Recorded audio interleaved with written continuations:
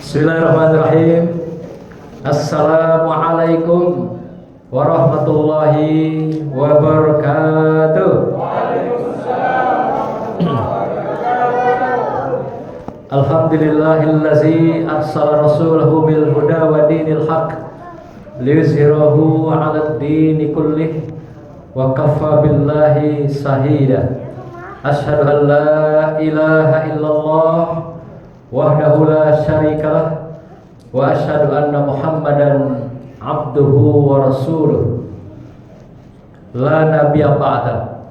Allahumma shalli wa sallim ala sayyidina wa habibina wa maulana wa sabi'ina wa qurrati ayunina Muhammadin wa ala alihi wa sahbihi ajma'in. Amma ba'd. Yang sama-sama kita muliakan Al-Mukarram Habib Ali Siwon, saudaraku yang sudah lama kami bersaudara.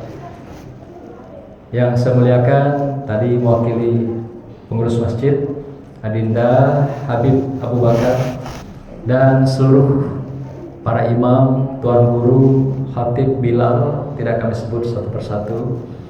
Yang kami muliakan teman-teman dari pengurus Ijmi Aulul Jambi.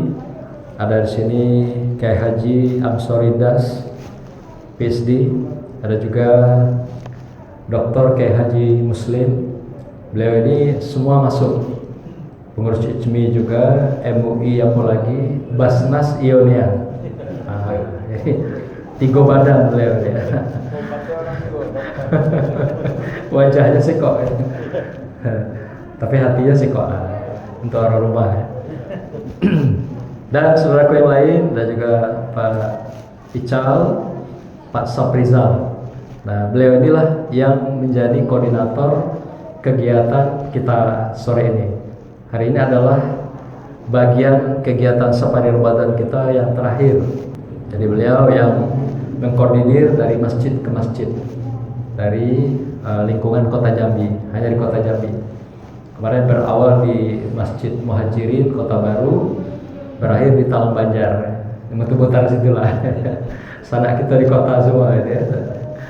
Dan juga teman-teman yang lain ada di belakang, ibu-ibu, Bu Tami dan lain-lain yang juga merupakan rombongan kami semua yang hadir pada kesempatan berbahagia ini. Dan ada sekretaris panitia yang sana yang ganteng, Pak, yang paling muda di antara kami, Tuan Guru Dr. Fahmi, yang nyender, Pak. Pakai baju Ijmi, itu baju Ijmi, Pak, coklat. Dan lain-lain, mungkin ada yang tidak kami sebutkan. Hadirin jamaah yang dimuliakan Allah. Dalam sebuah kisah Nabiullah Ibrahim alaihissalam dalam kitab Qasasul Anbiya, yaitu kisah-kisah para nabi. Nabi Ibrahim pernah berkomunikasi dengan Allah. Kita bisa temui dialog ini pada surah Al-Baqarah ayat 260, di mana Nabi Ibrahim meminta kepada Allah, "Duhai Rabb, tunjukkanlah kepadaku bagaimana engkau menghidupkan dan mematikan manusia." Lalu dibentak oleh Allah, "Hai Ibrahim, apa engkau tidak yakin dengan aku? Apa engkau tidak percaya dengan aku? Selama ini aku sudah lakukan ini dari sebelum engkau, mulai dari Adam alaihissalam, sudah kulakukan semuanya. Ngapa kau minta pembuktian pula?" Katanya gitu. Bukan begitu ya Allah. Aku ingin agar hatiku, pikiranku, dan juga kesadaranku betul-betul itminan, mantap. Pendirian, pikiran, hati, jadi tidak goyah lagi ya Allah. Selama ini kan kau berikan selalu firman, wahyu, tapi contohkan sekok baik. Aku pengen tahu pembuktian dari engkau tentang firman-firman yang engkau tunjukkan. Akhirnya Allah tidak mau mengabulkan permintaan yang pertama tadi, bagaimana menghidupkan dan mematikan manusia. Lalu diminta lagi kedua, kalau memang kau tidak mau ngasih yang pertama, ya Allah, aku minta yang kedua ya. Permintaan kedua adalah izinkan aku bisa bicara dengan orang mati. Itu pula. Nengok orang mati tadi cuma tidak tahu, tidak boleh. Sekarang dia minta izin bicara dengan orang sudah mati. Jasadnya mati kan, kalau roh kan tidak mati. Kalau itu bolehlah katanya kan, tidak terlalu berat katanya kan. Bagaimana caranya Allah? Engkau pergilah ke makam katanya. Lalu Allah buka hijab Nabiullah Ibrahim. Samping beliau punya mukjizat, diberikan karomah, beliau bisa mendengar dan bisa melihat arwah itu. Berkunjunglah dia ke satu makam. Ketika datang ke makam pertama, dia bertanya kepada siapa Allah ini? Wahai hamba Allah si fulan, lah berapa lama kau di sini? Akulah sekitar 200 tahun. Lah lama di situ. Lalu apa yang kau inginkan? Cita-cita kau waktu di dunia dulu belum tercapai, dan kini kau menyesal selamanya di dalam kubur ini, di alam barzah ini. Dijawab oleh dia dalam rintihan, dalam tangisan, wahai Nabiullah Ibrahim, wahai Khalilullah, ketahuilah, aku sangat menyesal. Aku dulu adalah pejabat, aku dulu punya harta banyak, aku dulu punya bini banyak, elok-elok lagi katanya. Anak banyak, kesimpulan harta banyak lah gitu. Masuk orang yang hebat, berjuang, berusaha, hartanya banyak. Lalu apa yang kau inginkan? Aku kepengen balik ke dunia ya Ibrahim.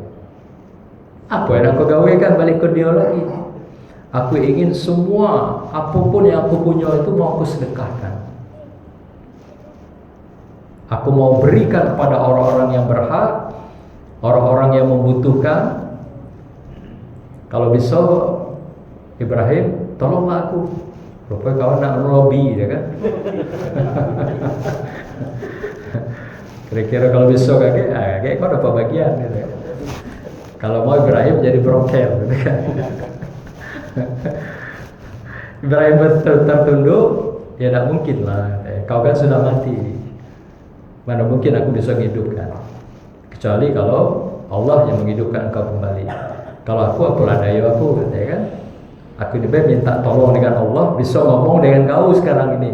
Mana pula aku nak hidup dengan kau, katanya kan? Ya aku pula kawan kau situ. Lalu selesailah kisah itu, dia masuk ke makam kedua. Tanya lagi, wahai hamba Allah si fulan, lah berapa lama kau di sini? Aku di sini sudah hampir 300 tahun. Lama pula. Lalu apa cita-cita kau, harapan kau yang dulu di dunia tapi belum sampai, dan sekarang kau menyesal selamanya sedang berada dalam kubur dan barzah ini? Dijawab oleh mereka yang kedua ini dalam keadaan tangisan, merintih, mengeluh, wahai Nabiullah Ibrahim sang Khalilullah, aku dulu punya anak banyak, tapi tidak satu pun anak itu yang aku didik dengan benar. Tidak satu pun anakku yang bisa mendoakan aku. Tidak pernah aku ajarkan tentang keagamaan, tentang kitab-kitab. Ibrahim kan punya suhuf ya. Suhuf sama dengan Al-Quran gitu kan. Tapi dia suhuf misalnya kan, bukan kitab. Dia tidak pernah diajarkan. Kalaupun belajar salah kadar ya. Untuk modal dia ini tidak cukup. Boro-boro dia nak mendoakan aku. Oleh karena itu ya Nabiullah Ibrahim, aku sangat menyesal. Punya anak banyak, bini banyak, sekok pun tidak dia mendoakan aku.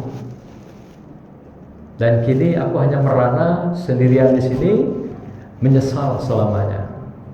Ngapa dulu aku bikin anak banyak-banyak, tapi tidak pula aku ikuti dengan tanggung jawab pendidikan aku pada anak ini. Dengan satu pun tidak ada yang sampai sekarang doa, kiriman dan sebagainya dari dunia. Semua terputus. Nah, selesai, masuk lagi ke makam ketiga. Wahai hamba Allah, si fulan, Lah berapa lama kau di sini? Wah dia lama, lah 500 tahun. Terus apa cita-cita kau dulu, harapan kau yang kau dambakan dan sekarang kau menyesali bahwa apa yang kau dambakan cita-citakan itu ternyata tidak tercapai. Apa yang kira-kira masih tersisa dan sekarang kau menyesal selamanya setelah kematian ini. Dijawab oleh sekulan hamba Allah ini, ya Rasulullah, aku dulu banyak yang gawe membuat ulah dengan kawan-kawan. Gawe aku dulu banyaklah berghibah, gosip, intrik, fitnah, adu domba. Gala-gala lengkap. Itu gawe aku dulu, provokator lah kalau kini ya, gitu kan.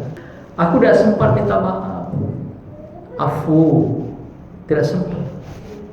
Dan aku juga tidak sempat mengikhlaskan kawan-kawan aku yang lain yang sudah aku lukai, aku cederai, aku sakiti, aku kecewakan.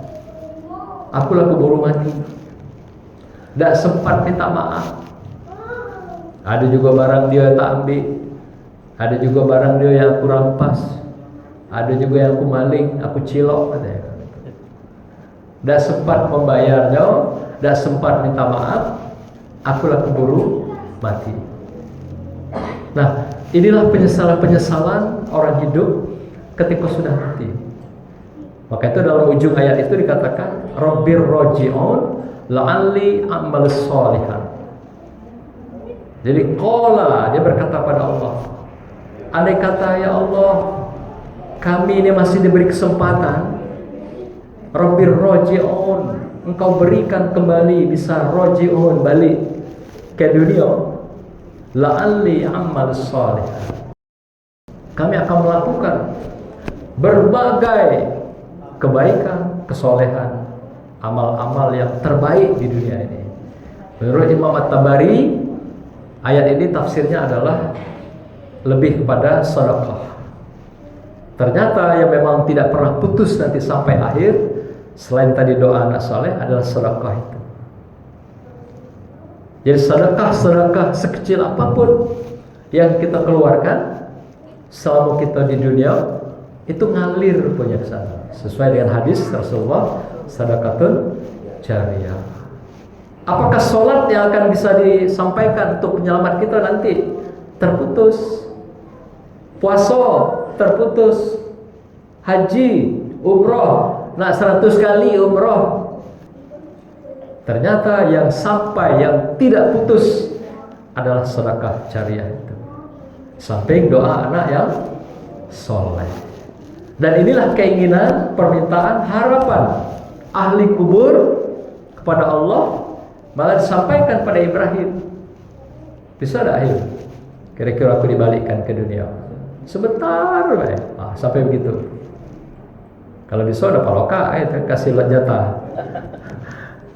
Bapak Ibu sekalian, mumpung kita di bulan suci Ramadan, di mana amal-amal kita, wabil khusus puasa dan jariah ini, di mana Allah berikan balasan imbalan tanpa batas, tidak ada ukuran.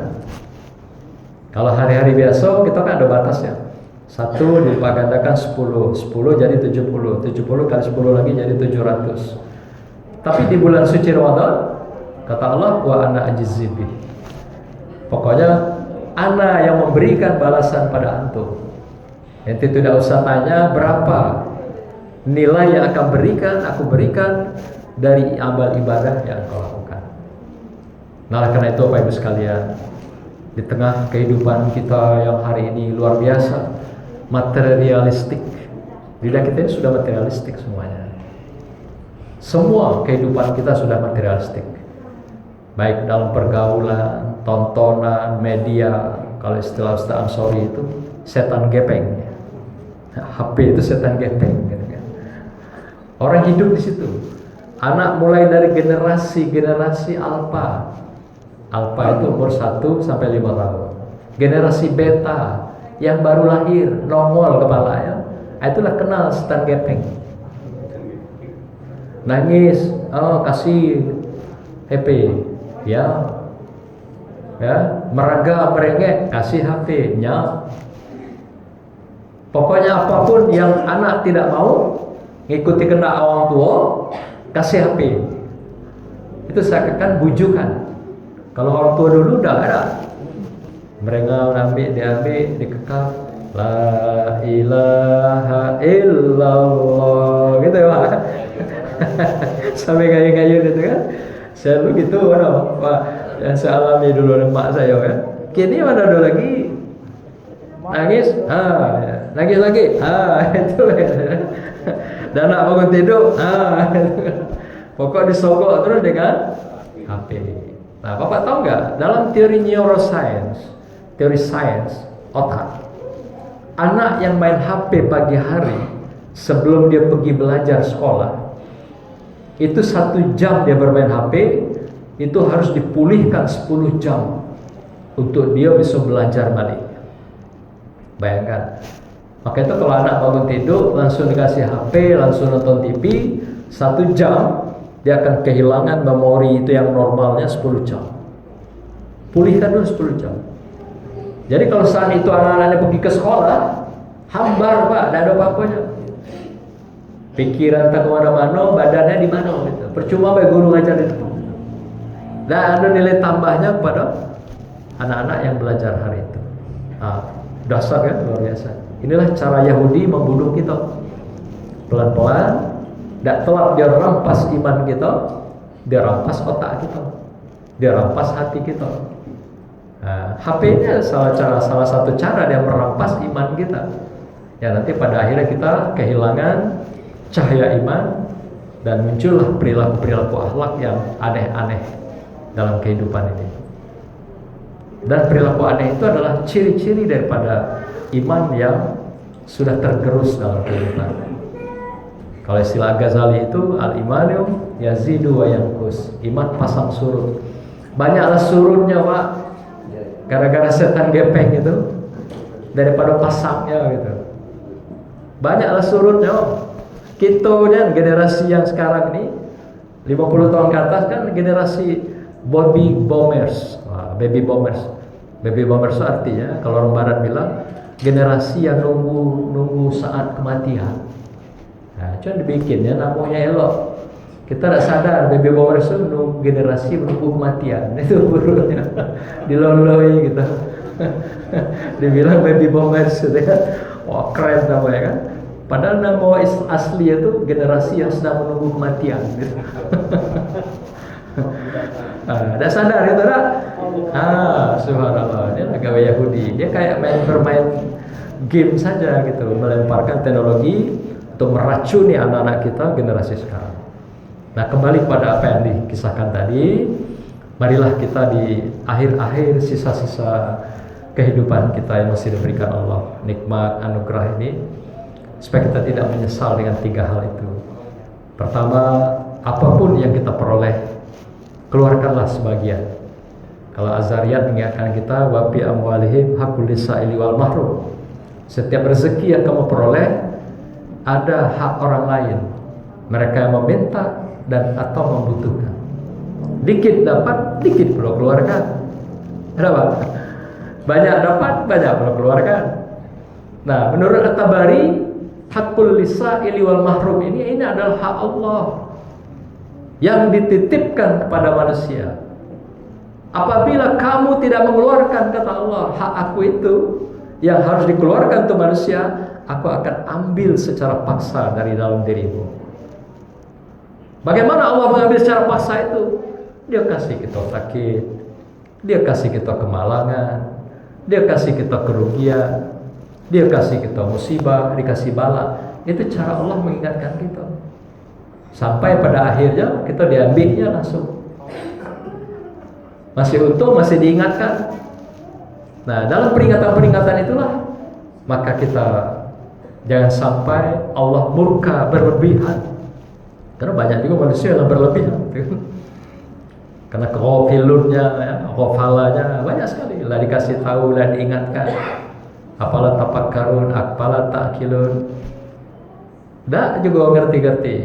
Dikasih teguran dikit, sedikit-dikit. Sampai saatnya dia dipelintirnya gitu kan. Bapak Ibu sekalian, inilah pesan-pesan singkat dari Hikmah Ramadan kita.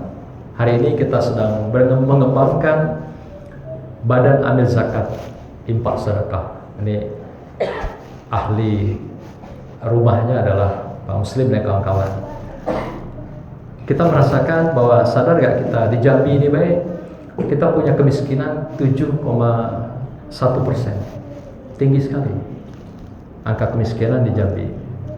Ternyata salah satu yang bisa mempercepat kawan-kawan kita, saudara kita itu lepas dari kemiskinan itu adalah dengan uluran tangan kita ini. Maka itu dengan badan-badan resmi Basnas adalah badan-badan kita yang dikelola oleh saudara-saudara kita.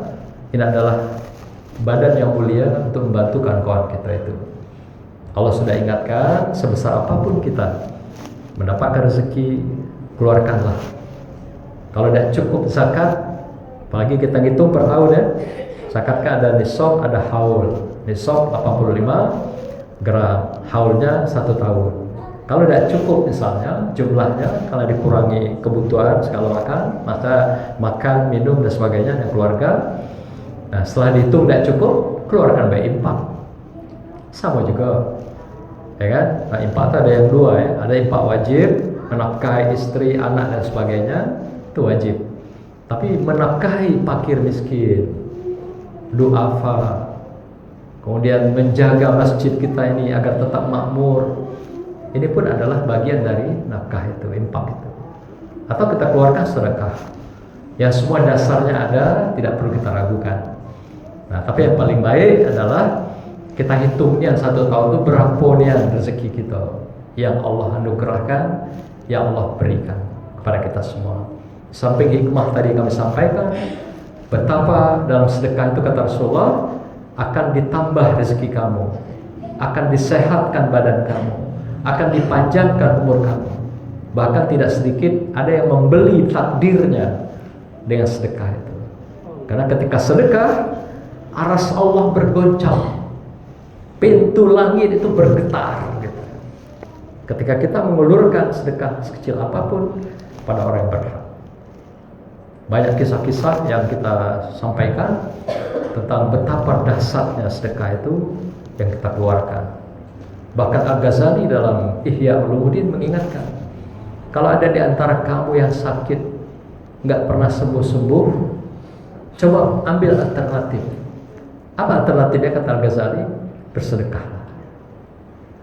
Ini obat yang langsung dari langit, karena Allah sudah katakan, Fa iza maritu fahuwa yasbin. Apabila engkau sakit, sakit itu dari aku, dan akulah yang menyembuhkan. Ini janji Allah. Maka itu Al-Ghazali katakan, hakul yakinlah kepada Allah, getarkan pintu langit itu, buka aras-aras Allah itu, agar dunia ini betul-betul menjadi nikmat bagi kita yang kita jalani dalam waktu yang singkat. Barakallah. Assalamualaikum warahmatullahi wabarakatuh. Waalaikumsalam warahmatullahi wabarakatuh.